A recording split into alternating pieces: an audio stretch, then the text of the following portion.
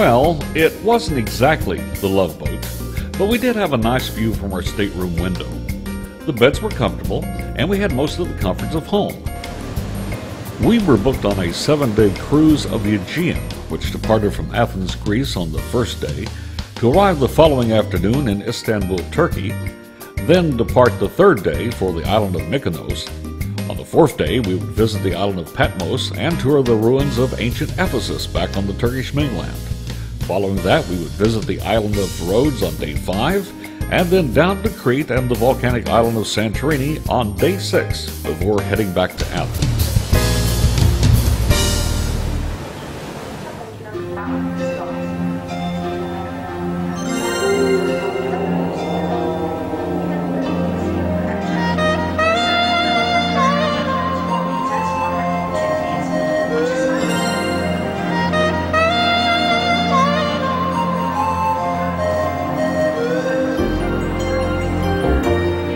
Early Saturday afternoon, the Crystal docked at Istanbul, and 2 fun-filled days of shore excursions began.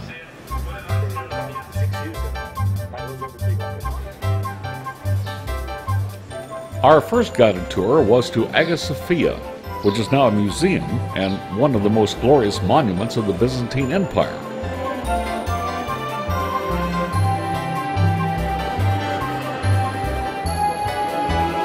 Originally a church built in the 6th century, it was converted into a mosque by the Turks after the conquest of 1453.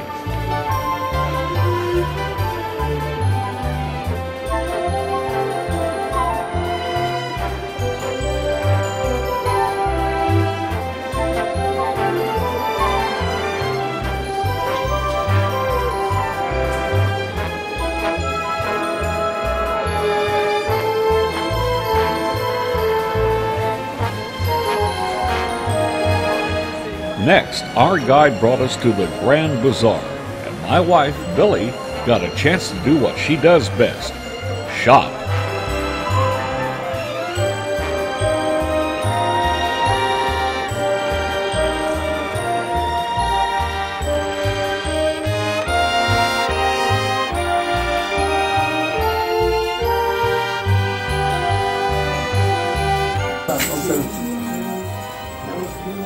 Don't like it? 120. I have different.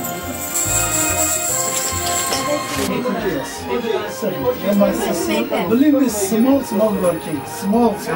Just is very hard working.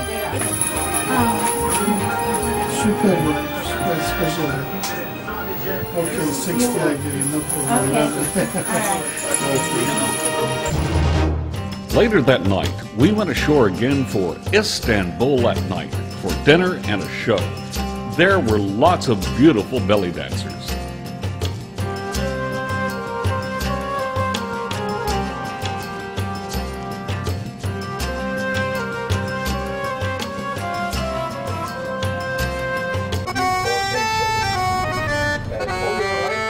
Early the next morning, it was out again to visit the Blue Mosque.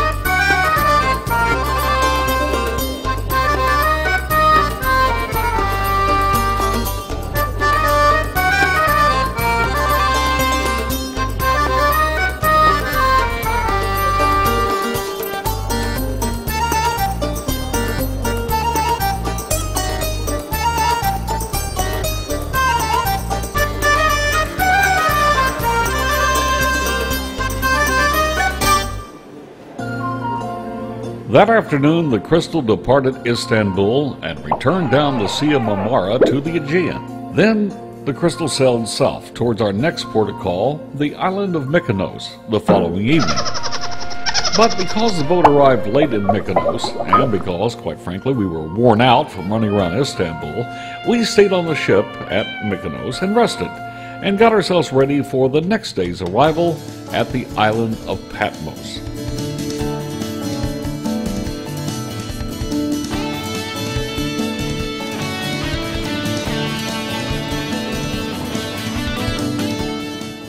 The Greeks considered Patmos as a holy island. Below its Acropolis, the Monastery of St. John, is a cave where St. John received the revelation of Jesus Christ about 90 AD.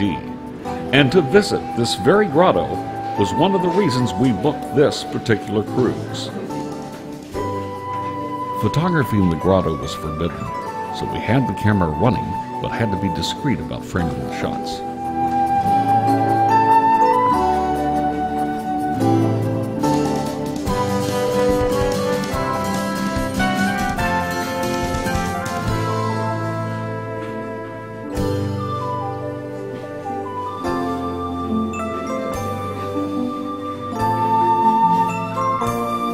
Our pilgrimage to Patmos was very brief, but well worth it. Soon the crystal departed and was now on its way back to the Turkish mainland.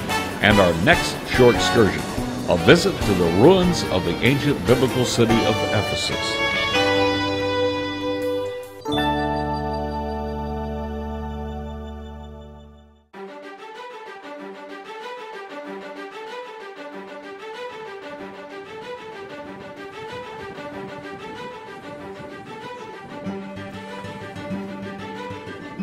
There is something a little spooky about walking through the ruins of what 2,000 years ago was a bustling Asia Minor port city, especially when that city is so prominently mentioned in Bible prophecy.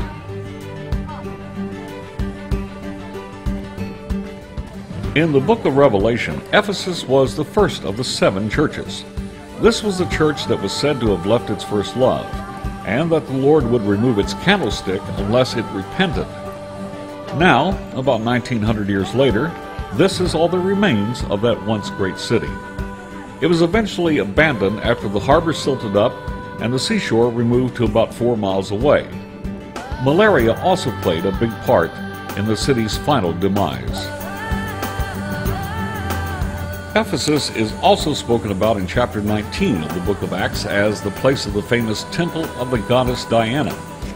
The Apostle Paul also preached in the streets and marketplaces of this city. And when the local craftsmen perceived Paul's preaching about Jesus as a threat to their livelihood of making and selling silver images of Diana, the merchants stirred up all the townsfolk, and everyone poured into the city theater in wrath and confusion. Well, this is that very theater. After about a 2-hour uproar, a wise town clerk appeased the crowd and dismissed them, and Paul and his companions departed and continued on their way to Macedonia. And after we departed, we reboarded the Crystal and headed for Rhodes.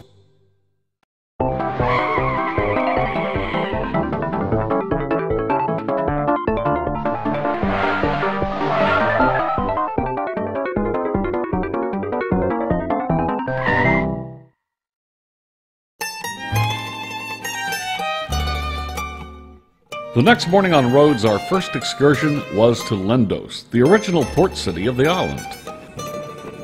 The view from atop the town's Acropolis is breathtaking, but it's quite a climb from the main town down below. Most of our group walked up. However, Billy and I had been here 10 years before, and we knew there were donkeys available and where to find them. Which brings us to future filmmakers tip number 1. Never try to film from the back of a moving jackass. It's just not pretty.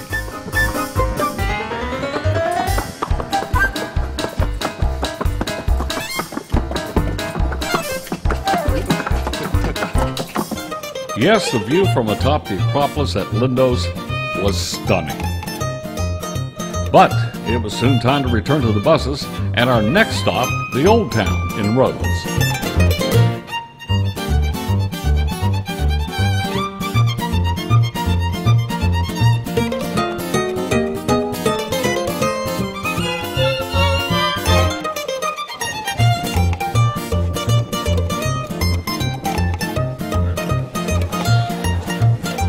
The medieval Old Town of Rhodes is a bustling neighborhood of some 6,000 people who live and work in the same buildings in which the Knights of St. John lived 6 centuries ago.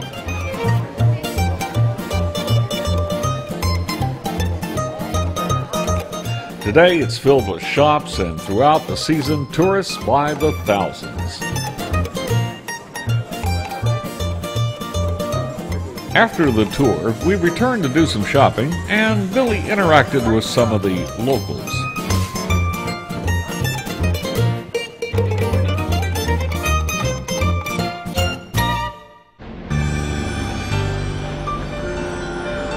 Overnight, the Crystal sailed west from Rhodes. The next morning at sunrise, we docked at Port St. Nicholas on the island of Crete. And about an hour later, we arrived at the ruins of the ancient palace of Knossos. Knossos was the capital of the ancient Minoan Empire. It was damaged several times in its history by earthquakes, invasions, and most notably in 1450 BC by the colossal volcanic eruption of the nearby island of Thera, which today is called Santorini, by the way, and we will visit that next. A British archaeologist named Arthur Evans excavated Knossos in 1900, restoring large parts of the palace in a way that allows visitors today to better appreciate and visualize its former grandeur. Seeing its complex multi-story buildings and connecting systems allows one to comprehend why the Palace of Knossos was associated with the mythological labyrinth and the half-man, half-bull creature of legend called the Minotaur.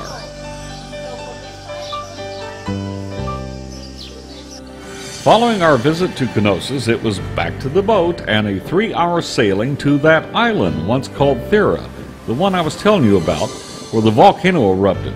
Well, today, what remains of that island is called Santorini. Before we continue, a quick course in volcanology concerning caldera-type eruptions. When the volcanic island of Thera exploded, most of the island was blown away, and the remains collapsed into the caldera basin, much of which is now underwater. Thousands of years later, cruise ships would visit the modern-day island, now called Santorini, and use this as a harbor. How big is this caldera? Well, I think this shot will give you some perspective.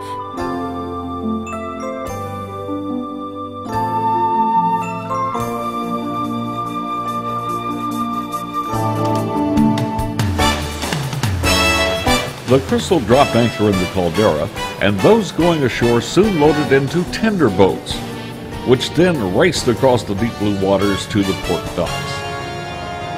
From there, we boarded buses, which drove us up a zigzag road over 1,000 feet to the top of the rim.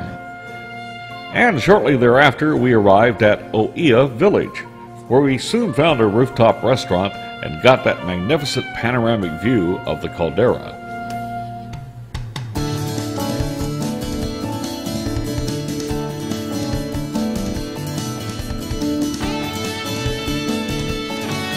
After some refreshments, it was off again for some shopping and sightseeing. Do you by any chance have a brother that lives over on Rhodes? No, I guess not.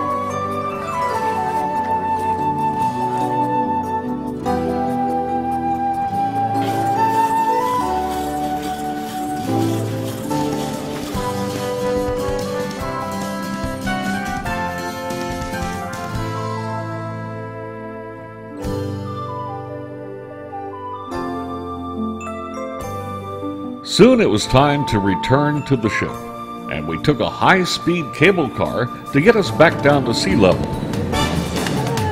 It was quite a ride.